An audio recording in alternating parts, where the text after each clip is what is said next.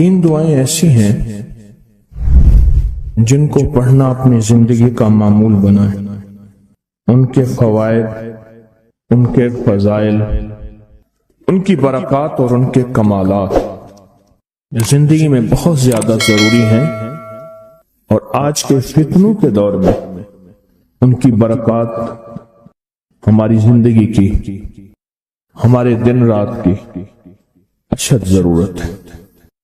حدیث میں آتا ہے جو شخص نماز فجر کے بعد 3 مرتبہ سبحان اللہ العظیم و بحمدہ پڑھیں، سبحان اللہ العظیم و بحمدہ، سبحان اللہ العظیم و بحمدہ، سبحان اللہ العظیم و بحمدہ، جو پڑھے گا وہ 3 بیماریوں سے محفوظ رہے گا، اندھا نہیں ہوگا، کوڑ جلدی بیماریاں نہیں ہوں گی، اس کو جلد کی کوئی بیماری نہیں ہوگی، معذور نہیں ہوگا، فالج نہیں ہوگا۔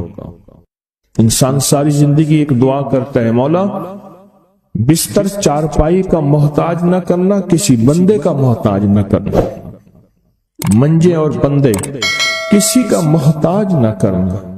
جو شخص فجر کی نماز کے بعد جیسے کہ تسبیح خانے میں اس کا اہتمام اس لیے کرایا جاتا ہے کہ یہ ہماری طبیعتوں، مزاجوں، بولوں اور جذبوں میں آ جائے اور ہم اس کو روزانہ پڑھنے والے بن جائیں اور روزانہ پڑھنا اس کو اپنا معمول بنائیں، سبحان اللہ العظیم و بحمدہ، سبحان اللہ۔ اور ایک اور حدیث میں ہے کہ 2 کلمے ایسے ہیں جو اللہ کو بہت محبوب ہیں، زبان پر ہلکے ہیں، اعمال میں بہت وزنی ہیں، ترازو میں بہت وزنی ہیں، اور وہ 2 کلمے کیا ہیں؟ سبحان اللہ العظیم و بحمدہ۔ اور آقا کا فرمان ہے، جس نے کہا سبحان اللہ العظیم و بحمدہ، اس کے لیے جنت میں کھجور کا ایک درخت لگ گیا، اور جس کے لیے لگا تو پھر وہاں جائے گا، کھائے گا۔ لگا میرے لیے، کھائے کوئی اور۔ سوچیں، جنت میں کھجور کا درخت لگا ہے تو اللہ پاک پھر اپنی رحمت اور قدرت کاملہ سے اس کو بھیجے گا اور وہ انشاءاللہ کھجور کھائے گا۔ یہ دعا اس لیے پڑھتے ہیں، ایک تو بیماریوں سے حفاظت، اندھے پن سے حفاظت، معذوری سے حفاظت، جلدی بیماریوں سے حفاظت۔ ایک تو اس لیے پڑھتے ہیں، اور ایک اس لیے پڑھتے ہیں کہ اس کے ایک دفعہ پڑھنے سے جنت میں اللہ کھجور کا ایک درخت لگا دیتا ہے۔ اور سنیں، رسول اللہ صلی اللہ تعالی علیہ وسلم نے فرمایا، جو شخص بھی سبحان اللہ العظیم و بحمدہ ایک دن میں 100 مرتبہ پڑھتا ہے تو اللہ اس کے گناہ مٹا دیتے ہیں، چاہے گناہ سمندر کی جھاگ کے برابر کیوں نہ ہو۔ ایک تسبیح جو شخص پڑھتا ہے، رسول اللہ صلی اللہ تعالی علیہ وسلم ایک مرتبہ صحابہ سے فرمایا، آپ نے فرمایا کہ سبحان اللہ العظیم و بحمدہ 100 مرتبہ پڑھو، جس نے 1 مرتبہ پڑھا اس کے لیے 10 نیکیاں لکھی جائیں گی، جس نے 10 مرتبہ پڑھا اس کے لیے 100 نیکیاں لکھی جائیں گی، اور جس نے 100 مرتبہ پڑھا اس کے لیے 1000 نیکیاں لکھی جائیں گی، اور جو زیادہ پڑھے گا اللہ رب العزت اسے زیادہ عطا فرمائیں گے، اور جو اللہ سے بخشش طلب کرے گا تو اللہ ضرور اس کو بخشش عطا فرمائیں گے اور اللہ اس کو بخش دیں گے۔ ایسی طاقتور دعا ہم روزانہ رمضان میں بھی اور رمضان کے بعد بھی۔ تو کون سی دعا پڑھنی ہے آج کے بعد؟ سبحان اللہ العظیم و بحمدہ۔ کیا پڑھنا؟ یہ دعا روزانہ کو اپنے معمولات میں، اپنی تسبیحات میں، اپنے معمولات میں، اپنی عادت اور عبادت میں شامل کر لیں۔ تو انشاءاللہ فائدہ، نفع اور بہت زیادہ۔ ایک اور دعا ہم پڑھتے ہیں، اللہم اجرنا من النار۔ اچھا، اپنی ذات کے لیے اکیلے پڑھیں تو اللہم اجرنی من النار، اگر مجمع کے لیے اکٹھا پڑھیں تو اللہم اجرنا من النار۔ فرمایا حدیث میں ہے کہ جس شخص آپ ایک دفعہ فجر کی نماز سے فارغ ہوں تو کسی سے بات کرنے سے قبل اللہم اجرنا من النار، اے اللہ مجھے آگ سے بچا لے، پڑھ لیں، تو فرمایا اگر اس دن اس کو موت آ گئی تو اللہ اس کو آگ سے بچائے گا۔ اور جو مغرب کی نماز کے بعد پڑھے گا، مغرب کی نماز کے بعد، تو اللہ پاک اگر اس کو موت آ گئی تو اسی رات اس کو اللہ پاک آگ سے بچائیں گے، آگ سے۔ اور حدیث میں آتا ہے جب تم فجر کی نماز پڑھو، فارغ ہو جاؤ، تو یہ دعا 7 مرتبہ پڑھو۔ کون سی دعا؟ اللہم اجرنا من النار، اللہم اجرنا من النار، اللہم اجرنا من النار، اللہم اجرنا من النار، اللہم اجرنا من النار، اللہم اجرنا من النار، اللہم اجرنا من النار، اللہم اجرنا من النار، اللہم اجرنا۔ یہ دعا بخار کا بہت زبردست علاج ہے، جس کو بخار نہ چھوڑتا ہو۔ یہ دعا ہائی بلڈ پریشر کا زبردست علاج، یہ دعا غصے کا علاج ہے، یہ دعا جس کے اندر وسوسے بہت زیادہ آتے ہوں، منفی وسوسے بہت زیادہ آتے ہوں، جو نیکی سے ہٹاتے ہوں، اس کا علاج ہے۔ اللہم اجرنا من النار، یہ بہت طاقتور علاج ہے۔ جس کا بلڈ پریشر ہائی رہتا ہو، جو بہت زیادہ ہر وقت غصے میں رہتا ہو، جس کا جسم بہت گرم رہتا ہو، جیسے رات ایک صاحب کہنے لگے کہ مجھے گرمی میں سے خوف آتا ہے، سردی میں مجھے راحت ملتی ہے، اس کے لیے بہت فائدہ مند ہے، بیماریوں کے لیے بہت فائدہ مند ہے۔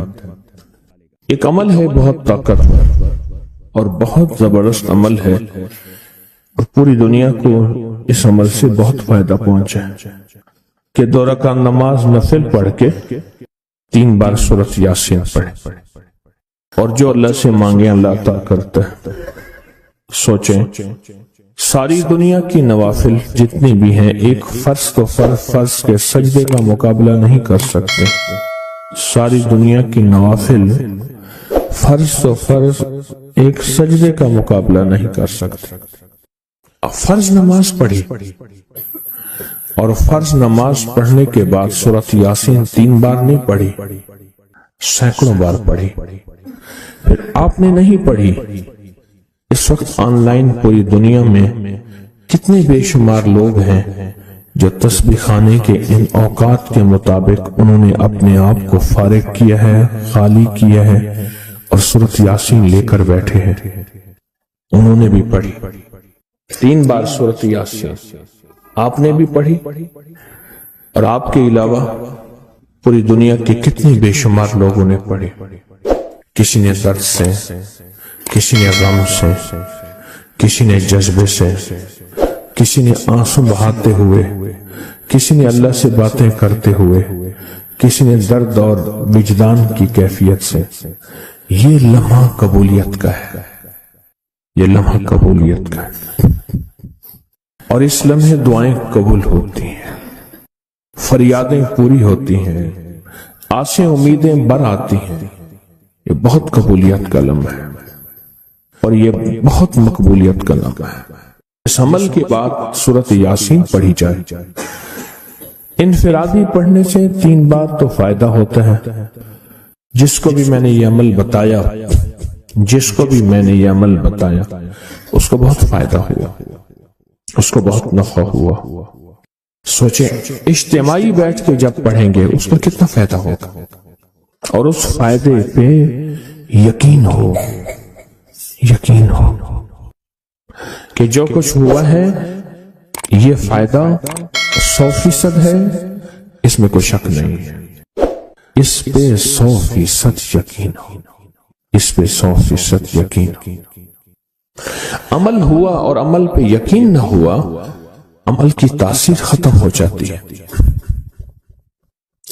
عمل ہوا اور عمل کے اوپر اعتماد نہ ہوا، عمل کا فائدہ ہواؤں میں تحلیل ہو جاتا ہے، اور عمل کیا اور اس پہ شک ہوا، وہ شک عمل کی طاقت کو ختم کر دیتا ہے۔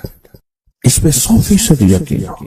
اتنے سارے لوگوں نے بیٹھ کے پڑھا اور یقین سے پڑھا۔ اور ایک بات اور ہے، اگر آپ سورۃ یاسین پوری نہیں پڑھ سکے، سورۃ یاسین بعض اوقات بعض بندے اٹک اٹک کے پڑھتے ہیں اور دعا کا وقت ہو گیا، آپ چاہے بعد میں اس کو پوری کریں لیکن پوری ضرور کریں، میری طرف دیکھتے رہیں، پورا کریں لیکن اس سورت کو پورا ضرور کریں۔ اللہ نے یہ موقع دیا ہے رمضان کا، آج پہلا روزہ ہے اور پہلی سحری ہے، اور پہلے روزے اور پہلی سحری میں اتنا طاقتور عمل کیا ہے۔ اب سوچنا یہ ہے کہ اتنے طاقتور عمل میں نے دعا کون سی مانگنی۔ ایک تو پہلے یقین ہے انشاءاللہ کہ میری دعائیں قبول ہیں۔ اچھا، قبولیت کی وجہ سحری کا وقت، تہجد کا وقت، ایک دوسرا قبولیت کی وجہ ایک مجمع کا اللہ کے لیے جمع ہو جانا۔ فرمایا جہم 40 پردیسی 40 مسافر صرف اللہ کی رضا کے لیے جمع ہو کے دعا مانگے، اللہ ان کی دعاؤں کو رد نہیں کرتا۔ آپ میں سے تو 90% مجمع تو پردیسیوں کا ہے، 90% مجمع۔ اور قبولیت کی تیسری وجہ یہ ہے کہ آپ نے فرض نماز پڑھی اور فرمایا فرض نماز کے بعد دعائیں قبول ہوتی ہیں، فرض نماز کے بعد دعائیں قبول ہوتی ہیں۔ اب قبولیت کی پہلی وجہ کیا ہے؟ سحری کا وقت، سحری کا وقت، فجر سے پہلے کا وقت دعائیں قبول ہوتی ہیں۔ دوسری وجہ فجر کا وقت، فرض نماز کے بعد دعائیں قبول ہوتی ہیں۔ اور تیسری وجہ مسافروں کا مجمع، اور چوتھی وجہ رمضان کے اللہ جل شانہ نے فرشتوں کو حکم فرمایا، فرشتوں ساری عبادات چھوڑ دو اور میرے روزے داروں کی دعاؤں پہ آمین کہو۔ ساری عبادات چھوڑ دو اور میرے روزے داروں کی دعاؤں پہ آمین کہو۔ ایک چوتھی وجہ ہو گئی کہ فرشتوں نے آپ کی دعاؤں پہ آمین کہا۔ اور پانچویں وجہ مل کے سورۃ یاسین پڑھنا، مل کے سورۃ یاسین۔ فرمایا سورۃ یاسین ہر تنگی سے نکالتی ہے، ہر مشکل سے نکالتی ہے، ہر ناکامی کا علاج ہے، ہر پریشانی کا علاج ہے، اور ہر ناممکن کا علاج ہے۔ اور فرمایا سورۃ یاسین مردوں کو بھی نفع دیتی ہے اور زندوں کو بھی نفع دیتی ہے۔ سورۃ یاسین جو نزع کی سکرات کی حالت میں ہو اس کو بھی نفع دیتی ہے، اور سورۃ یاسین اس بندے کی جو کسی تکلیف کی نزع میں، قرضے کی نزع میں اور بیماری کی سکرات میں ہو اس کو بھی نفع دیتی ہے۔ قبولیت کے اوقات، قبولیت کے لمحات، اور اس میں بیٹھ کے اللہ سے مانگنا۔ اب مانگنا کیا ہے؟ یہ تو یقین ہو گیا کہ انشاءاللہ ہماری آج کی یہ محفل، آج کا یہ بیٹھنا، آج کا یہ پڑھنا اور آج کا اللہ کی بارگاہ میں یہ حاضری دینا 100% انشاءاللہ قبول ہے۔ کوئی شک تو نہیں؟ کیوں اللہ والے میری طرف دیکھیں، سونے کی حالت یہ ختم کریں، یقین کامل ہے، پھر مانگیں کیا؟ سوچنا۔ جب سخاوت کی سخی کی سخاوت موجوں پہ ہو، عروج پہ ہو، پھر مانگیں کیا؟ یہ سب سے اہم چیز ہے۔ تو وہ چیز مانگیں جو اللہ کے خزانے میں سب سے قیمتی ہے، وہ ہے ایمان، سب سے قیمتی، اور وہ سب کو نہیں دیتا۔ مال مال سب کو دیتا ہے، اپنے نہ ماننے والوں کو بھی اور اپنے ماننے والوں کو بھی، اپنے دوستوں کو بھی، بلکہ اپنے دشمنوں کو زیادہ دیتا ہے، زیادہ دیتا ہے۔